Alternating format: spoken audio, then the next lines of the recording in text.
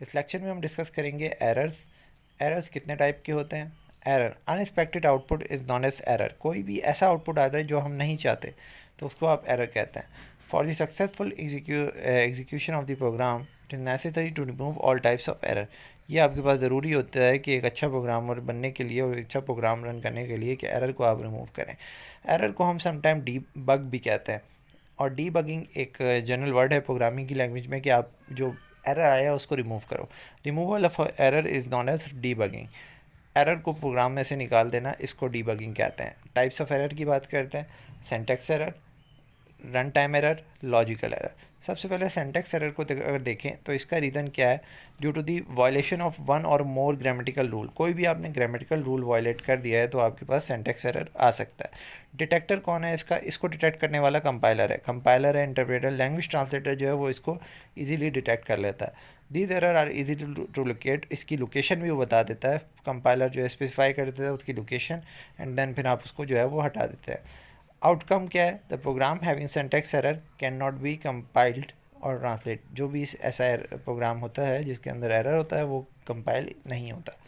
सो जैसे इसकी स्टेटमेंट है मिसिंग स्टेटमेंट टर्मिनेटर। अगर आपने ये स्टेटमेंट टर्मिनेटर नहीं लगाया, ये स्टेटमेंट टर्मिनेटर कहलाते हैं। अगर आपने ये नहीं लगाया तो आपके प्रोग्राम के अंदर एरर आएगा।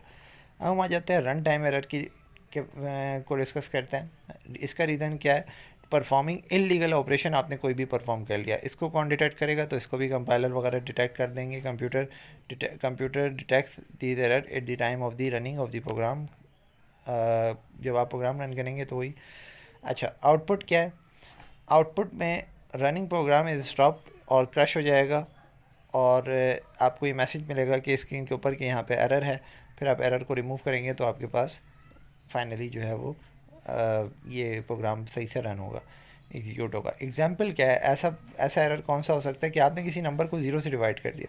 जब भी आप किसी नंबर को ज़ीरो से डिवाइड करवा देते हैं, जैसे कि एक्स है उसको आपने ज़ीरो से डिवाइड करवा दिया, इट मीन डैट कि आप ये चाहते हैं कि इन्फिनिटी आपने लिख दिया, बट इन्फिनिटी मशीन की लैंग्वेज में कोई चीज़ नहीं होती।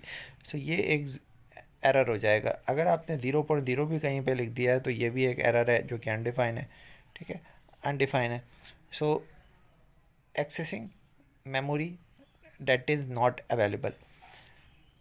अगर आपने कोई ऐसा काम किया कि आपके पास एक 8 ब्लॉक की एक जगह थी और उसके अंदर आपने 9 ब्लॉक का नंबर लिख दिया, यानी कि एक दो इस तरीके से आपके पास जो है वो एक 8 बिट्स आ सकती थी, लेकिन आपने 9 बिट्स की जो है कोई भी स्टेटमेंट लिख दी, तो ये आपने वॉयलेशन कर दी। अब आप इसके अंदर नहीं लिख सकते थे। आपको इसकी बहुत सिंपल सी एग्जांपल आगे जाके हम देखेंगे कि अगर आपने जो है वो इंटीजर यूज़ किया है और आपने लॉन्ग इंटीजर वाला जो है वाले नंबर्स जो है यूज़ कर लिए, तो अब ये वायलेशन है। तो अब आप ये यूज़ नहीं कर सकते, तो आपकी मेमोरी जो है वो एक्सीड कर रही है उसके लिए। तो इस तरीके के एरर जो होते हैं वो होते हैं run time error. Logical error क्या होते हैं? Occur due to the following faulty logic आपने जो है यूज़ कर ली कोई भी, तो ये लॉजिकल एरर आ जाता है। इसको कौन डिटेक्ट करता है? इसको प्रोग्रामर ही डिटेक्ट कर सकता है। यानी कि आपने 2+2 करना था, बट आपने क्या कर दिया, 2+3 कर दिया। तो जब आपने 2+2 करना था तो आपका आंसर 4 आता, बट आपने क्या किया, 2 - 2 कर दिया, तो आपका आंसर 0 आया। अब ये जो प्लस और माइनस वाले दोनों ऑपरेशंस है, प्रोग्राम तो इसको एरर नहीं कंसीडर करेगा, प्रोग्राम तो इसको एग्जीक्यूट करेगा, बट आपसे ये गलती हुई है कि आपने प्लस की जगह माइनस लगा दिया। तो आउटपुट ऐसा कैसा आता है? आउटपुट कोई स्टॉप नहीं होता, कोई प्रोग्राम क्रश नहीं होता, बट जस्ट जो है वो आपका आउटपुट गलत आता है। जैसे कि मैंने आपको एग्जांपल दी, एक जगह आंसर 0 आएगा, एक जगह आंसर 4 आएगा।